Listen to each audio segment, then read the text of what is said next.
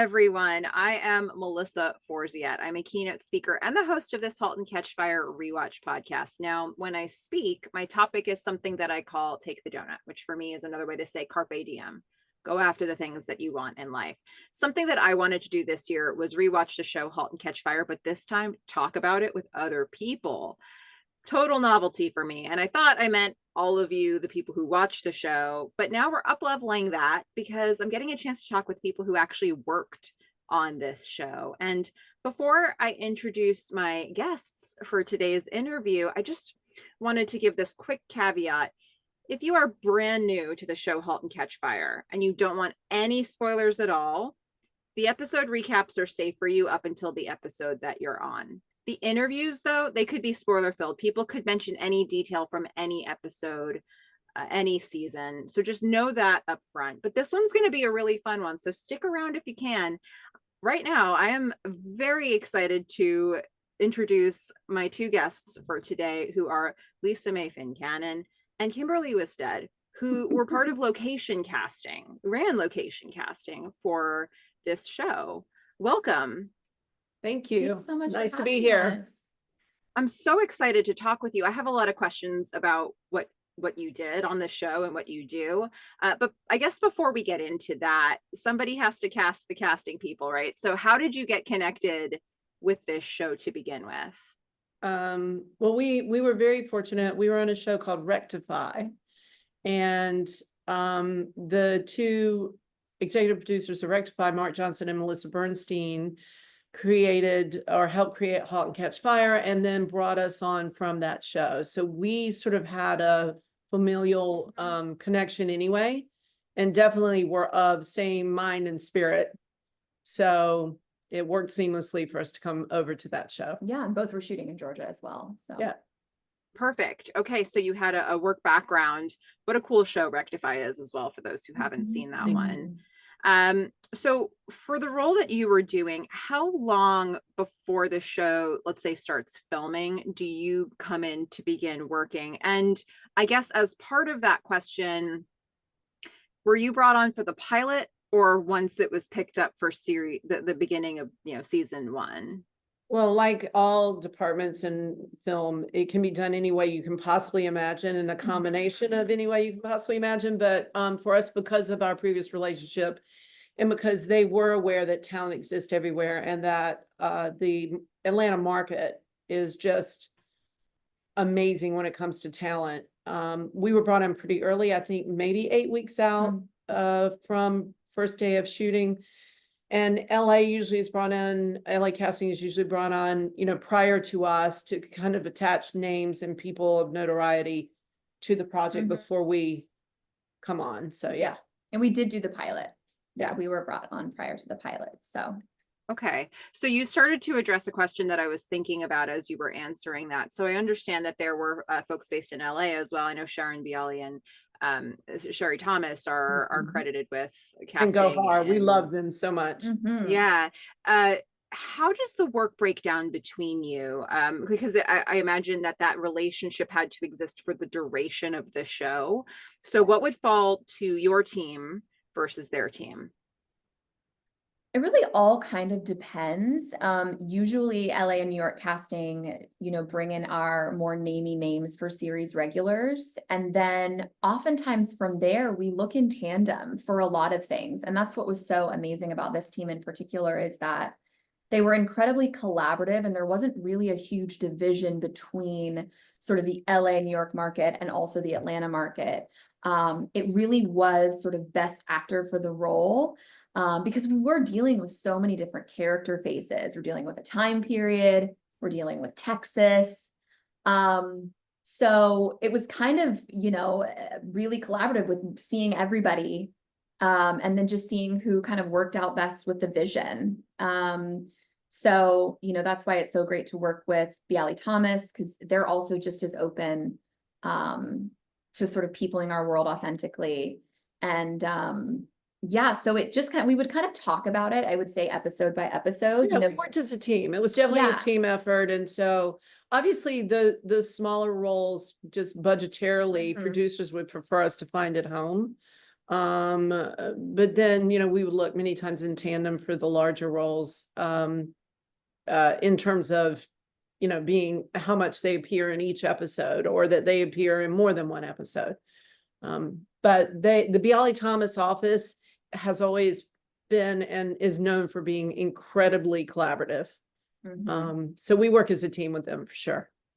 Oh, that's wonderful to hear. And collaboration seems to be the name of the game for this show across all departments. So, oh, totally. Yeah. Yeah.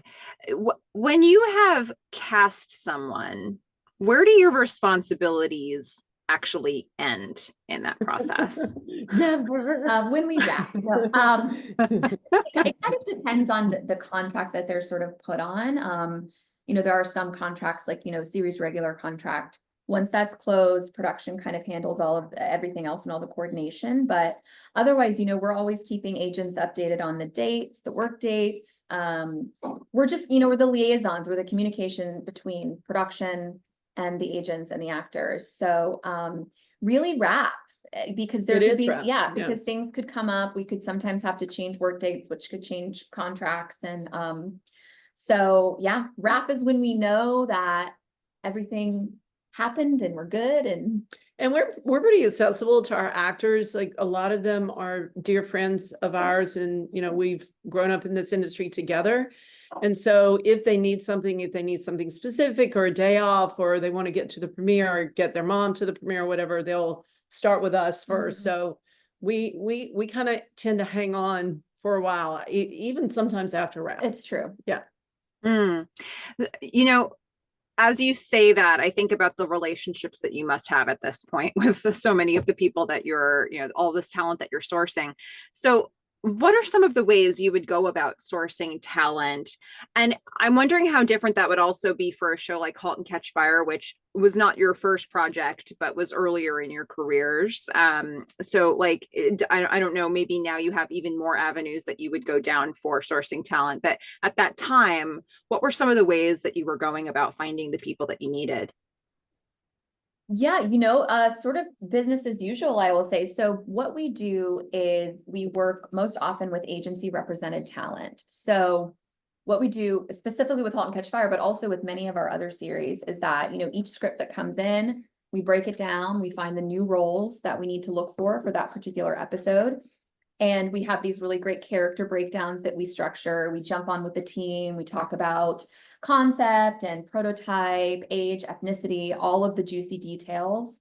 And then we go out to our talent representatives, our agents and managers, and we say, okay, this is what we're looking for.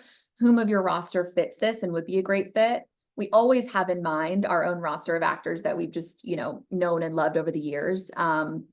That will audition. But from there, we sort of build our audition banks, so to speak. And that's just kind of a general overview of how we initially jump in. And, some characters obviously have more niche details and we need to kind of hash it out and do deeper dives. But that's kind of our overall approach, I think, for this show and most of what we do on the day-to-day. Yeah, I do like a 3-tier thing. Like for most of the characters that I'm looking for in terms of asking for people to audition, I have, let's say I did tiers of 3 times 7, 21 people for a number. I would do 7 people that are people while I'm reading the script that I think of for the role. I do 7 people that are pitched to me that when I look at their resume, I look at their face, I know their body of work, and I think, oh yeah, that would be amazing. And then I like to do 7 wild cards that are people that we have no idea who they are, or we're not as familiar with their work. Because many times those are the people that are so much fun to put in because, they're a discovery, and that's always great fun. You mentioned earlier this show was sort of constantly changing, and so required, you're looking for people who could sort of be Texas employees and then California employees, and like in different time periods, 80s, 90s. For you, does that change the process at all? Were there any of those in particular that made your process more specific, or does it just come down to the casting breakdown and then talking to the agents? We're crazy about accent being right. Yeah. As Southerners, we hear our accent butchered so much that the Texas accent was very, very important to us to get right. And we also think the sensibility of people that are from Texas in the tech world, especially that early on versus someone from a larger city in California Mhm. was completely different. So then all those techno geeks or the nerds that we cast to, surround our larger characters, they were these beautiful ensemble of people that we would, collect together, and we love to look at and mix and match and casting. We'd actually read actors, and if one came to us and we loved them, we'd ask them to wait. We did all this casting in person. Mark and Melissa, as a creative team, love to meet actors in the room, which was great for us. So, if we found one piece of our puzzle, we'd ask that one person to go have a coffee and come back. And then we'd have found two other pieces, and we'd want to see them in the room together. So it was really important that they all felt of the same time, of the same place, sort of the same techno geekery, So, yeah, it became very specific in some of the scenes. Absolutely. Once the show is picked up and you're starting to get scripts, week by week basis, how much lead time do you actually have to know who you need to bring in? I think I remember that these were shot pretty traditionally on like 8 or 9 day shoots. And I don't think we cross-bordered. So essentially we actually have like 8 days of prep, if you think about it. So you're while you're reading the next script, you're finishing up casting the previous one, and then you've got 8 days to, see everyone that you need to see, potentially have a callback, make the deals and all of that prior to the next shoot period. So pretty tight windows of turnaround. And so we would kind of just like crank in that same time. I was commuting on a daily basis to Atlanta via air. Like Kimberly lives in Atlanta. I live in Atlanta. So I would get up at 4 and be at the airport in Wilmington by 6 and land in Atlanta by 8, and then do a day and be back at the Atlanta airport at 8 at night and get on a plane and come home and be at home by 11. They were long, sometimes twice a week. Yes. So those were long days, but very rewarding nonetheless. Totally. 'Cause it just makes such a difference. It does, especially when to you're be in the room. Yeah, when you're doing the ensemble, and there's so much like timing and cadence and rhythm, off the bounce back of everyone kind of like discussing all of their, coderisms. And so just having that cohesion and so, people that just make sense together, you really can't get that unless it's harder to get not in the room. It's not as organic, for sure. Yeah. I was just thinking about like what a tight window that is, but I suppose when you're dealing with people's availability, maybe the tight window is a good thing because you need to make sure people can actually do the job. I was also thinking, it can be really tough in a show that runs for so long where people aren't available and, you end up having to recast a role, but I don't believe that ever happened here. It seems like you always got people back. Was that sometimes a fight, or were people pretty I think we had great showrunners, and they would let us know to, have our left up in terms of knowing that we needed to let actors know that we need their availability checked periodically in our future. And there are some deals that we can make where, we need to be sort of in their first position. It just kind of depends. We look at our, our calendar, and we look at the episodes that we have, and we just kind of discussed with the producers as to the best sort of structure for the actor's deal to be sure that we don't run into as many avail check issues. But what I will say too is with those 8 day preps, so much, it's not, you're not always starting from scratch, right? Some episodes might have 2 or 3 new roles, and we're carrying over other recurring and other series regs from previous episodes. So, some episodes are bigger than others, but we still have that same window to work with. What do you remember as your biggest challenges when casting this particular show? Maybe the turnaround with the live sessions. Do you think? Yeah, I think in terms of the workload, yes. And I think creatively, our biggest challenges were the kids at different ages, making sure that it felt right, and that the development of the character was true to the actor, but then also the actor physically looked enough like the younger version that you bought it. So I would think that was pretty challenging. I mean, other than that, it was just about, like in some of these scenes, there's so many of the same type of character, like in the, in the group scenes with all the techies, or in the comm deck scenes or whatever, that it was important to us that each face stood out, but yeah, they had to be the same type of people. They had to be people that were coders or interested in that at that era and that time. So that was always a bit of a challenge too, to make sure that it didn't get mixed up, that everybody stood out on their own. Right. And oftentimes they're representing potentially a real type person. of, like a real person or a real Right. type of a person. So I think matching that authenticity as well. Yep. The idea that in a Comdex episode with so many people in the background that you'd be trying to get people who all seem of the place but unique sounds like a really big challenge. It's funny, like at the time you don't think that. At the time, you don't have time when to you're in think the of throes that. of it, you don't think about it. But we did a lot of, like, after we would read actors in a session, it sounds prehistoric now. It does. We don't do it anymore, but we would have them bring in headshots of themselves, and we would lie out the headshots and look at them and kind of mix and match the faces and what groups and what worked for us. And that was always fun. That's like painting a tableau, really, when you think about it.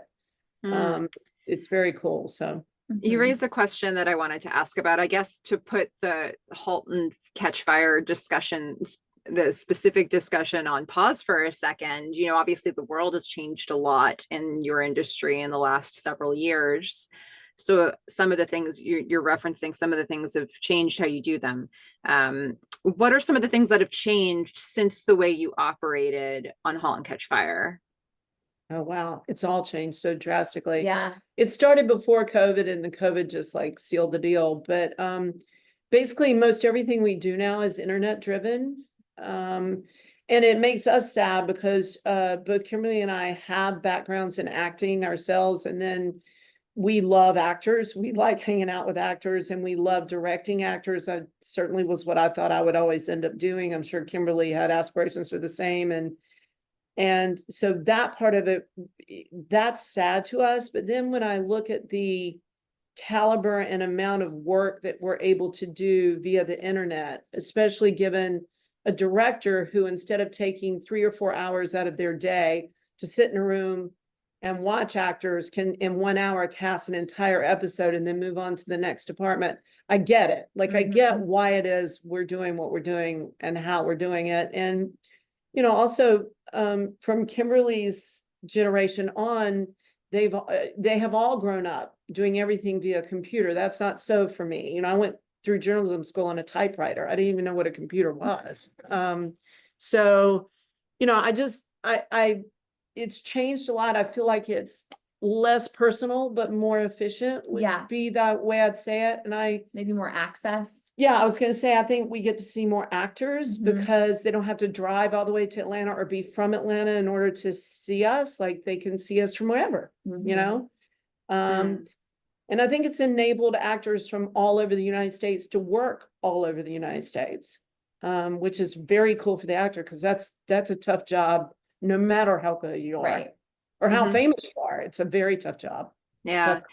When you say, it sounds like there are some obvious pluses in terms of the operational aspect of it, and there are some minuses in terms of like the experience of being in the room and possibly the experience for the actors themselves.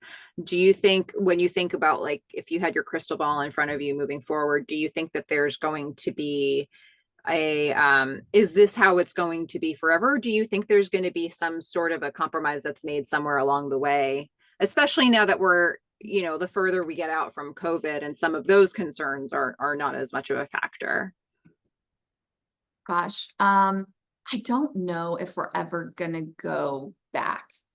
I just feel like it's always gonna somehow be modified off of something that's already happened, and then we just keep chugging. I mean, it's like, I don't see it going back in television. I would see it going back feature film wise, if you're doing a big feature film and you're a well-known director and you have plenty of time and plenty of money to, actually determine whether you want to spend 4 weeks with the human being that you're about to cast. True enough, yeah. Maybe. I would, I also think, I think it's also driven by the age and sort of where professionally the person is that is directing, honestly. Some people are much more comfortable doing this than they are in the room doing this, shaking hands and that kind of thing. So, but I could see larger budget features or art films being in the room for sure. Doubt television will ever go back though. Because you also have more lead time usually with features, more prep time. Yeah, when you have 8 days of prep on a TV show, I don't know. No, this is a blessing for people who are just pumping out, many episodes. Yeah. And some of the actors have like left, the LA and New York markets through the pandemic and everything, where they realized they didn't, need to be in these places necessarily, and they can zoom in from everywhere. So, and I don't know that they've gone back. I feel like if anything, things are shooting really everywhere. Yeah, they are. And so actors really truly are now everywhere, and they just have to decide which market they can make themselves available to and get where they need to be when they need to be there. Where they want to raise their families, because they can travel. They can travel. And like, I do think success is like a multifaceted word, and that, it's not only what you're doing work-wise, but where you're living and who you're surrounded by and being close to family and friends. So I think many of those who had kind of dropped everything to move to Hollywood or move to New York City, if they don't have to do that and be stretched in every other avenue of their lives, then why would they, now that we have this virtual access? Absolutely. Well, okay, so if we go back to this specific show, you started to touch upon this earlier, but I wanted to delve a little deeper on this question. So this show is certainly known for its, I'm going to say, sort of smaller, more intimate scenes between a couple 2 or 3 characters at a time. But we also have scenes with bustling workplaces, Comdex episodes. In your process, how much does it change things for you if you have a script, for the next episode that's full of those smaller, more intimate scenes with maybe somebody that you need to cast versus something that has a ton of people that you need to bring? I think for us, if anything, this is where we have to tip our hat to extras casting and say that so much of those scenes are built upon how keen an eye an extras casting director has, and how much, attention to detail they bring to the scene. And they're the canvas of which then we put our actors upon. So I feel like they're the people that should be lauded for those type scenes. For us, it's just what we said. It's just making sure that nobody feels like, oh, didn't that person just say that a while ago? And you're mixing up characters. You're trying to make sure that everybody feels like their own entity in a universe where there are a lot of moving orbs. But I think it's extras casting that really does that in those scenes, especially in our show. Yeah. So. Absolutely. When you think, this might be a tough question to answer, but I'm going to go there anyway. When you think about the actors that you cast on this show, first of all, who jumps out to you as like a big surprise? Maybe somebody who was unknown to you before you started the process, and then they ended up being perfect in the role. Definitely Susanna. Yeah. Yeah. The older version of Haley Clark, Susanna Skaggs, she hadn't really done a whole lot of episodic work. She was really involved in the drama department. I remember that, but she was just so authentically who she is that she didn't really have to there wasn't really, she didn't have to act. Like she was she was just it. She was just it and existing in the space. She was fearless. Like she would shave her head. She was a fearless actor even at that age. And they threw some pretty heavy themes her way. Yes, they did. That was something that amazed me about this show and her role, that a lot of adult shows don't give really meaty storylines to the kids, and they rarely give a meaty storyline to the younger sibling. And this show, she was getting drama, she was getting comedy, she was getting, she was treated like an adult in many ways. Yeah, I think, and it didn't change her as a human being. She's just a really strong human being, which makes her a great actor.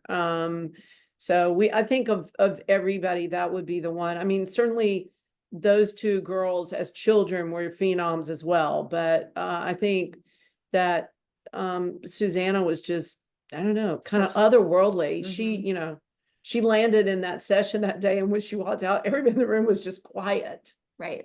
I'll never forget. Yeah, it took us, we were all stunned a little. Who is somebody that you knew before going in who, as the second you saw a role come up, you said, this is the person we need? probably like either August Emerson or, Randy Havens. our guy from Walking Dead, Cooper. Oh yeah, Cooper Andrews, Yeah. who, funnily enough, had started in this industry as a boom operator. I think that actually, because I think we probably may have put him in this before Walking Dead. So he knew so many people in the industry, and he obviously like knew the set environments and knew acting from, you know, what he had taken from being a boom op. But he moved into this space, and he's just so specific because he's this big guy and he's Samoan And Josh Hoover. Oh yeah. Who's hysterical, very Yes. funny. Yeah, Nick Pupo. I think like just our real coder character-y groups, guys. yeah, we knew for sure going in. Yeah. We would laugh, like the thought of them saying some of the stuff we cast them to say, we'd start laughing when we even talked about bringing them in. Yeah. That's always a good sign for an actor. Oh yeah, it is. It Oh is for us. Oh yeah, no, for sure. It would make them feel good to know, of course, that they were thought of when the role came out. That's pretty much, that's their goal. What is your proudest work on this show, when you, however you might define that? Maybe just kind of collectively becoming such like a team and a family, I think is just, I have pride for that, but. Totally. I agree. I think, you know, we, from Mark and Melissa, I've already spoken to Jeff Fralek, who was on, who we loved, and Chris Cantwell, Chris Rogers, always were accessible to us. We could call at any given time and ask them about character background, or, you know, and then we had great directors like John Emil. I mean, we literally, oh my God, the directors on the show were ridiculous. They were the who's who of directors, but we were always involved from top to bottom. It was a collaborative team of filmmakers. And, you know, in the end, that's what film is. It's one of the very few, very collaborative arts. But it's also driven by a group of people that want to sign everything they do. I mean, like when you roll out a car in Detroit, it doesn't say windshield by Bob and tires by, you know what I mean? But yet with that, like many of us will take a pay cut to get a better credit. Like we're just crazed about it. So, you know, it's hard to get a bunch of people that are so driven to be seen and heard to work collaboratively, but somehow Melissa and Mark pulled together a team that did it twice in a row with Rectify and this show. And I think that's just what speaks the loudest. We're very proud of being a part of that. Yeah, and in those environments, that's when we can really do our best casting, you know, in these like really lovely, safe and awesome environments. So yeah. What jumps out to you as a favorite memory from your work on this? And it could be something that happened in the work itself, or something that happened, you know, when you weren't officially on the clock. I mean, for me, because, you know, working in the room, live in the room, obviously has been a staple of casting in general, but now knowing for me that that's likely not going to come back. I think one of my favorite memories is just being in the room and the amount of actors that we were able to meet live and work with live and do the whole headshot shuffle at the end of the sessions. And it just felt like kind of like the meat of why you cast and why you do this, you know, because I started interning up in New York and very much having the live sort of in-person feel, and then to do that then in Atlanta. It just, I think for me, my favorite memory is just all of the relationships that you're able to foster because you're interacting with not only the creative team live, but also so many of the actors live. I think that's mine. Yeah, I think mine, this culminated early on for Kimberly with us, and I think it's super cool that we were able to grow together as a team on this show. Mm-hmm. So a lot of the funness that I have for this show is the funness of sort of, you know, watching Kimberly get her groove on. So yeah, I know. Like 10 years ago. So like, yeah. Oh, that's so good. Well, I suppose this is, you've been touching on this in some of your other answers, but I wanted to give you sort of a catch-all question here for any other memories that might come out of this. But, you know, you've worked on so many projects at this point in time. You know, in what ways was this show unique from some of the other projects that you've worked on? Well, I would say number one was, and I've said this word a couple of times in this interview, accessibility. And, you know, it's like the first time Kimberly ever met Skeet. Scoot. I mean, Scoot, yeah, you didn't know who he was. And I think she thought he was in some other department. She was like, This is my Go favorite ahead, story. go ahead. No, it's just, we had a long session and, you know, he's all, this is season 1, right? So he's Yeah. all in his like very 80s garb. He's got the mustache and like a very intense like do, and he was so obstructed. Like, I'm like, who is this guy? You know, he's coming up, he's excited. And, you know, oftentimes we had seen some extras come through to go from location to location. They're coming through the production office and I am just stressed out and all the things. And I've got my list and we'd had a long session. He comes up to me and he's just like, hey, so who'd we cast in this session? And I'm just thinking like, oh, maybe this is an extra, a hopeful, you know, wanting to touch base with casting. And I probably was a little more distracted than I should have been. I was just kind of like, oh, you know, I was just kind of like, come on, keep moving, you know. And then when he stuck his hand out and he was like, oh, I'm Scoot, it's nice to meet you. And like everything in me sunk, you know. I had been with them, you know, it was probably my first year or two. And I was just like, oh my gosh, I just failed. I've not recognized one of the stars in this moment. And like, how could this happen? But he remembered her because of it. So. And so then it was funny because then when we would visit on set, Yeah. you know, it was friendly and it was like we had this funny exchange. So that's one of my favorite, Yeah. like When he come to stories. the wrap parties barefooted, we knew why. Yes, exactly. So that's my fun. I was like, oh my gosh, I didn't recognize Scoot McNairy. And I'm just like, He's so good. but it all worked out in the end. Sure did. did.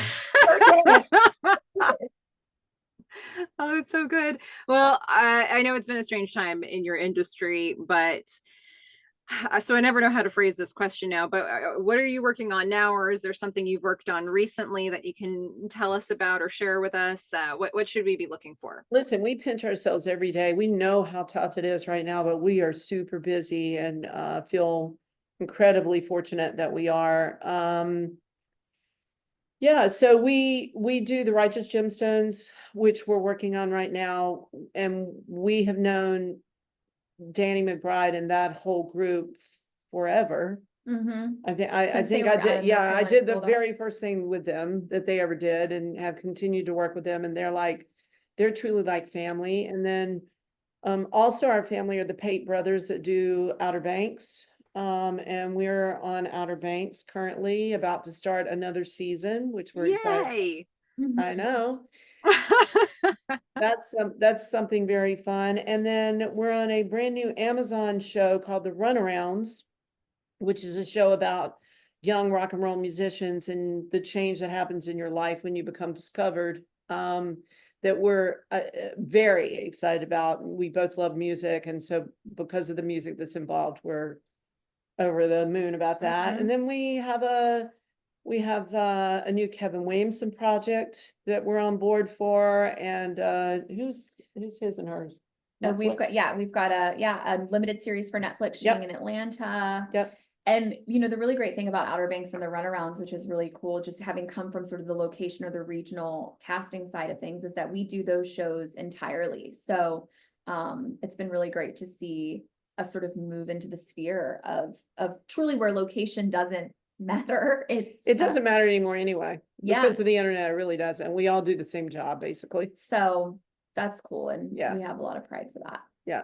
Wow. So many.